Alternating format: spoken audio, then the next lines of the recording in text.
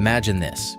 You walk into your bank, confident, dressed sharp, ready to apply for that loan you've been planning for months. You sit down across from the advisor, slide your documents across the desk, and then silence. He looks at his screen, types something, looks back at you, and says those words you never wanted to hear. "I'm sorry, we can't approve your application at this time." You're confused. You pay your bills. You've never missed a payment. You thought you were doing everything right. So what went wrong? Here's the thing. It wasn't your income. It wasn't your job. It wasn't even your debt. It was a number. A 3-digit number that your bank uses to decide your entire financial future. A number they calculate using rules they never fully explain to you. A number they profit from keeping you confused about. Your credit score. And today, I'm going to tell you everything your bank is deliberately keeping from you. The strategies that actually move the needle. The mistakes that are silently destroying your score right now. And the insider tricks that the financially savvy already know and use, while everyone else stays stuck wondering why they keep getting rejected. If you've ever felt like the credit system is designed against you, you're not entirely wrong. But by the end of this video, you're going to understand it better than 95% of people out there. And that knowledge, that's your weapon. Stay with me, because what I'm about to share could literally change your financial life. What your credit score actually is, and why banks love your confusion. Let's start from the beginning, because most people have a dangerously oversimplified understanding of what a credit score actually is. Your credit score is a 3-digit number, typically ranging from 300 to 850, that represents how likely you are to repay debt. The most widely used model is the FICO score. There's also Vantage score. Banks, landlords, lenders, and even some employers use this number to make decisions about you. But here's what nobody tells you. There is no single credit score. You don't have one credit score. You have dozens. Different bureaus, Equifax, Experian, TransUnion, each calculate their own version. Different lenders pull different bureaus, and different scoring models weight things differently depending on the type of loan you're applying for. So, when your bank pulls your credit score, they might be looking at a completely different number than what you see on Credit Karma or your banking app. And the gap can sometimes be 20, 30, even 50 points. That gap can be the difference between getting approved and getting denied. Between a 4% interest rate and a 7% interest rate. Between saving thousands of dollars and losing them. Why doesn't your bank explain this? Because educated borrowers are harder to profit from. A confused borrower accepts higher rates. A confused borrower doesn't negotiate. A confused borrower just says yes and signs the papers. So let's make sure you're never that person again. The 5 factors, and the one they hide in plain sight. You've probably heard that your credit score is based on 5 factors: payment history, credit utilization, length of credit history, credit mix, and new credit. Great. That's the textbook answer. But the devil is in the details, and most people are completely misunderstanding how these factors actually work in practice. Payment history, 35% of your score. Yes, paying on time matters most. Everyone knows this. But what people don't know is that not all late payments are created equal. A payment that is 30 days late damages your score significantly. A payment that is 60 days late damages it even more. And a payment that hits 90 days, that can haunt your credit report for 7 years. But here's the secret. If you've been a loyal customer and you miss a payment for the first time, you can call your bank and ask for a goodwill adjustment. Many banks will remove that late payment from your report if you've had a clean history before that. Most people don't know this is even possible. They see the late payment, panic, and assume they're stuck with it. You're not.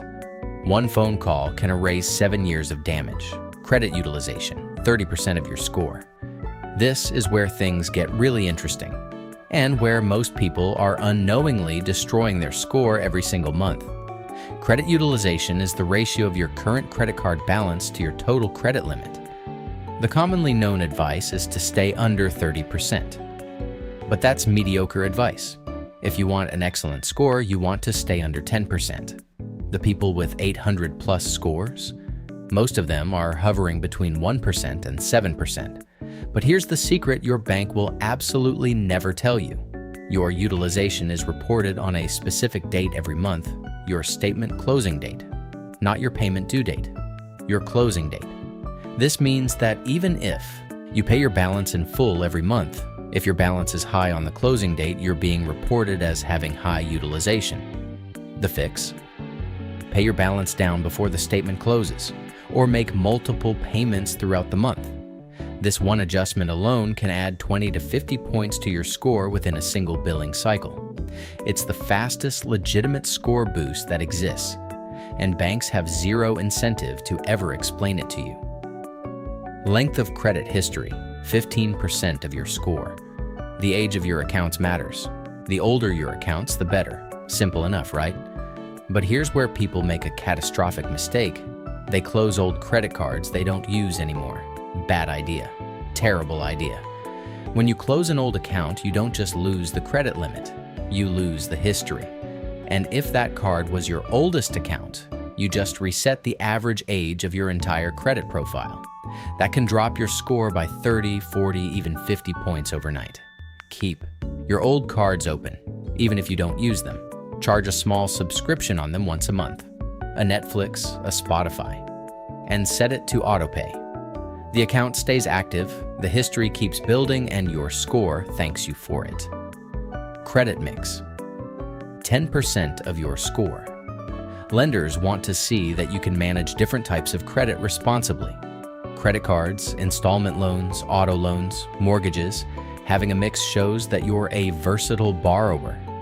If you only have credit cards, consider adding an installment loan to your profile. Even a small personal loan paid off quickly can diversify your profile and give your score a meaningful bump. New credit, 10% of your score. Every time you apply for new credit, the lender does a hard inquiry on your report. Each hard inquiry can drop your score by a few points. But here's the nuance. Multiple inquiries for the same type of loan, say multiple mortgage applications or multiple auto loan applications within a short window, are often counted as a single inquiry by newer scoring models. This is called rate shopping, and the credit bureaus know it's a normal consumer behavior. Use this to your advantage when you're comparing loan offers. The authorized user trick. Legally borrowing someone else's credit history. Now we're getting into the strategies that most people have never heard of, and this one is particularly powerful. If you have a family member or a very close friend with excellent credit, a long history, low utilization, clean payment record, you can ask them to add you as an authorized user on their oldest credit card. You don't need to actually use the card. You don't even need to have the physical card in your possession. The moment you're added as an authorized user, that entire account history appears on your credit report. If that card is 15 years old with a $20,000 limit and 0 late payments, your credit report just inherited 15 years of perfect history. Overnight, your average account age shoots up, your available credit limit increases, your utilization drops. Everything gets better, instantly. This is completely legal. It's within the rules of the credit system, and it's one of the most powerful tools available to people who are building their credit from scratch or recovering from past mistakes. The risk is on the account holder. If they start missing payments, it affects you too. So choose wisely. But used correctly, this strategy can add 50 to 100 points to someone's score in a matter of weeks. The credit limit increase strategy. And why? Timing is everything. Here's another move that almost nobody talks about. You can request a credit limit increase on your existing cards, and doing so strategically can have a dramatic effect on your score. Remember, utilization is based on the ratio of balance to limit. If your limit goes up and your balance stays the same, your utilization drops, and lower utilization means a higher score. But here's the timing secret. Before you request a limit increase, make sure your account is in excellent standing. Make several months of on-time payments. Keep your utilization low. And then when you request the increase, ask for a soft pull only. meaning you ask the lender to review your account without doing a hard inquiry. Many issuers offer this option, especially for existing customers with good history. You get the limit increase without the score dip from a hard pull. Some people go even further. They open a new credit card specifically to increase their total available credit and lower their overall utilization.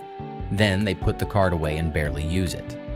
As long as there are no annual fees eating away at you, this strategy can be remarkably effective at improving your score. Errors on your credit report. The silent score killers. This is the part that genuinely shocks most people when they hear it. Studies have shown that a significant percentage of credit reports contain errors, real material errors, wrong account information, incorrect late payment notations, accounts that don't even belong to you, balances reported incorrectly. And these errors are lowering your score right now without you even knowing it. You are legally entitled to a free copy of your credit report from each of the 3 major bureaus every single year at annualcreditreport.com. Not Credit Karma, not your bank's app. The actual official reports. Pull all 3. Read them. Look for anything that doesn't look right. Wrong dates, wrong balances, accounts you don't recognize, late payments you're certain you didn't miss. If you find an error, you dispute it. You write a letter to the bureau, certified mail, keep a copy, explaining the error and providing documentation. The bureau has 30 days to investigate. If they can't verify the information with the original creditor, they must remove it. This is your legal right, under the Fair Credit Reporting Act. People have gained 80 to 100 points just from disputing inaccurate information on their reports. That's not hype. That's the law working in your favor, if you know how to use it. The debt snowball versus the credit score. Understanding the real conflict. Now let's talk about something a bit more controversial. You've probably heard of the debt snowball method. Paying off your smallest debts first for psychological momentum. It's popularized by a lot of personal finance gurus, and it genuinely works for motivation. But here's the problem. From a credit score perspective, the debt snowball is not always optimal. When you're paying down debt to improve your credit score, you want to prioritize your revolving credit, your credit cards, over your installment loans. That's because credit card utilization has a direct, immediate impact on your score, whereas installment loan balances have a much smaller effect. So if you have a $500 credit card balance and a $5,000 car loan, paying down that credit card first, even though it's the smaller debt, has a much bigger positive impact on your credit score than chipping away at the car loan. This doesn't mean the debt snowball is bad advice for getting out of debt. It means you need to understand the difference between getting out of debt and optimizing your credit score. They're related goals, but they're not the same strategy. The secured card strategy. Building credit from zero. Let's talk about the people who are starting from scratch. No credit history, no accounts. Maybe you're young, maybe you're new to the country, maybe you just never engaged with the credit system before. You have what's called a thin file, and it's surprisingly common. The best tool for building credit from zero is a secured credit card. Here's how it works. You put down a deposit, usually between $200 and $500, and that deposit becomes your credit limit. You use the card for small everyday purchases, pay the full balance every month before the closing date, and the card issuer reports your on-time payments to the bureaus. After 6 to 12 months of responsible use, you will have built enough credit history to qualify for a regular unsecured credit card. At that point, many secured card issuers will return your deposit and upgrade your account automatically. The key discipline here is never carrying a balance and always paying before the statement closes. The card is a tool, not a spending enabler. Use it to buy groceries, pay for gas, cover a subscription, expenses you would pay anyway, and then pay it off immediately. Done correctly, this strategy can take someone from no credit score at all to a score in the 680 to 720 range within 12 months. That's enough to qualify for most standard credit products at reasonable rates. What never to do. The mistakes that destroy your score silently. Let's flip it around. You know, the strategies. Now you need to know the traps, because some of these mistakes are counterintuitive and people fall into them constantly. Never close a credit card right before applying for a loan. Your utilization spikes, your average account age drops, and your score tanks right at the moment it matters most. Never apply for multiple credit cards in a short period unless you have a specific strategy.